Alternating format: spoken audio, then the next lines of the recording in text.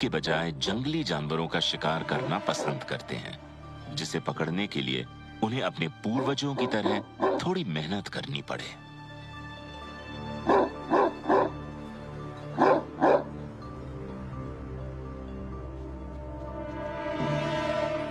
लेकिन अगर कोई जंगली शिकार हाथ नहीं लगा तो इन्हें पालतू जानवरों का शिकार ही करना पड़ेगा।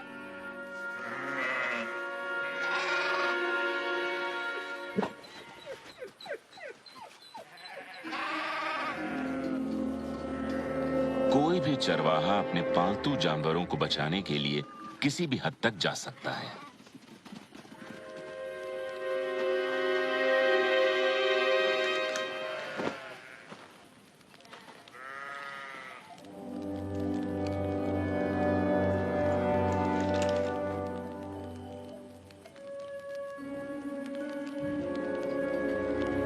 पर उस रात स्लावा की सुनहरी आंखों में झांककर चरवाहे को एहसास हो गया कि जानवरों के साथ शांति से भी रह सकते हैं।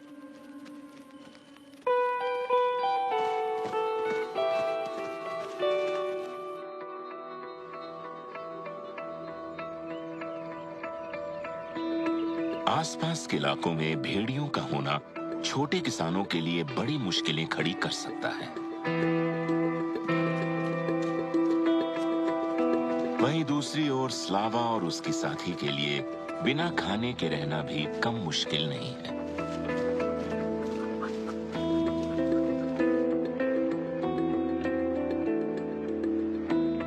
ये दोनों एल्प्स के पहाड़ों में अपना सफर जारी रखते हैं, जहां उन्हें जंगली शिकार से भरपूर एक रहने लायक जगह की तलाश है। हाँ, ये जगह ठीक रहेगी, मगर यहां तो पहले से ही भेड़ियों का एक दूसरा समूह मौजूद है, वो भी नन्हे भेड़ियों के साथ, जिसका मतलब है कि यहां ढेर सारा खाना मिलेगा। नहीं तो इस अल्फा नर और उसकी साथी के लिए अपना परिवार बड़ा कर पाना संभव ही नहीं था। लेकिन क्या वो अपने इलाके में दो और भेड़ियों की मौजूदगी स्वीकार करेंगे?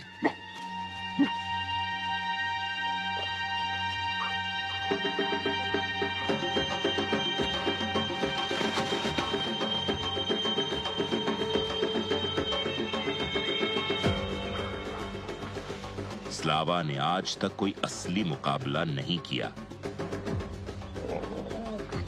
और ऐसे खूंखार भेड़िए से तो कभी नहीं। स्लावा इस दांव में पिछड़ रहा है। घुसपैठियों से इलाके को बचाना है तो अपने दांत तो दिखाने ही होंगे।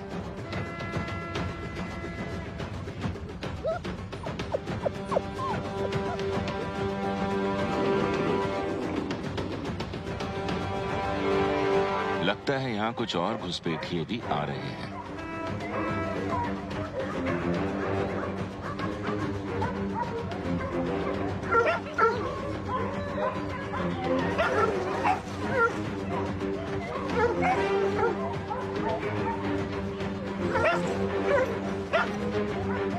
ये समूह बिखर जाता है और अल्फा नर सीधे शिकारियों की ओर लपकता है। स्लावा और उसकी साथी उल्टी दिशा में भागते हैं। इस परिवार की रक्षा करना उनकी जिम्मेदारी नहीं है। लेकिन एक युवा नर दुम दबाए इनका पीछा करता चला आया है। स्लावा उसे नहीं जानता, लेकिन वो ये जानता है कि इस युवा नर को क्या चाहिए। वो सिर्फ एक समूह का हिस्सा बनना चाहता है, ठीक वैसे ही जैसे 1 साल पहले तक स्लावा चाहता था। मगर क्या ये युवा भेड़िया किसी तरह का खतरा बन सकता है?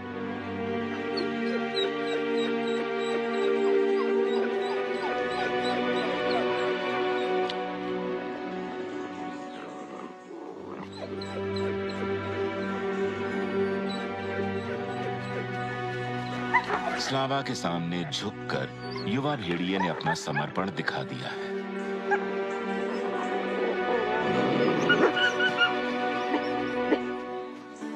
उसे बस स्लावा के पैक का हिस्सा बनना है।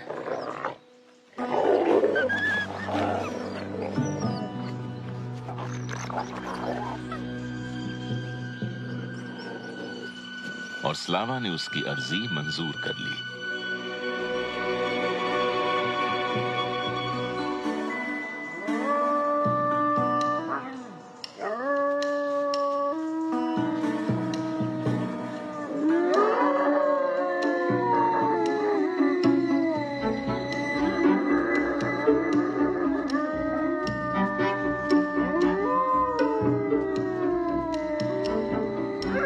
अपने झुंड की एकता दिखाने के लिए भेड़िए मिलकर आवाज लगाते हैं। इससे वो एक दूसरे की आवाज को पहचान भी पाते हैं।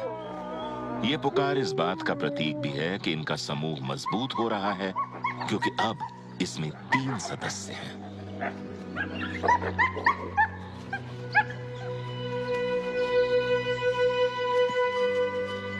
और ये तीनों मिलकर इस पूरे जंगल को अपनी जोरदार पुकार से भर देंगे।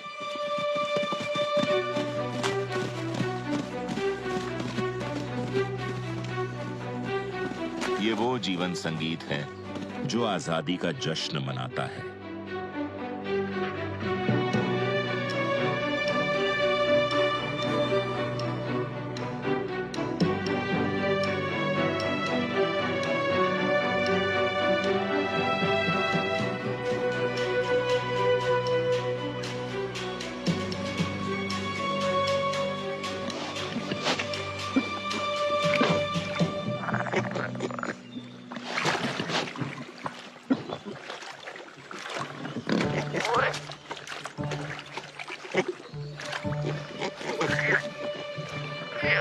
लेकिन अफसोस की बात यह है कि दुनिया में ऐसे जीव भी हैं जिन्हें भेड़ियों का लुप्त हो जाना बिल्कुल नहीं खलेगा।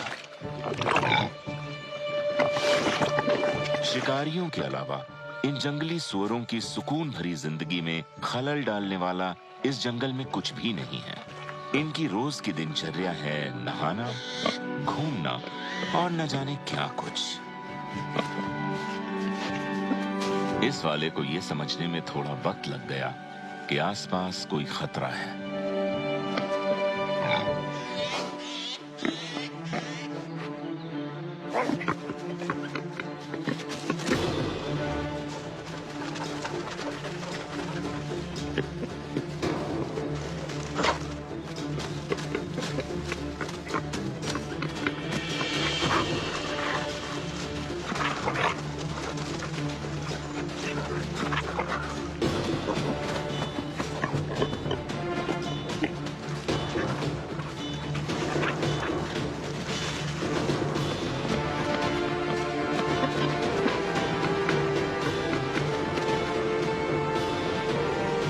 जिस तरह से दांत गड़ाते हैं, वो कभी-कभी इतना हिंसक हो सकता है कि शिकार की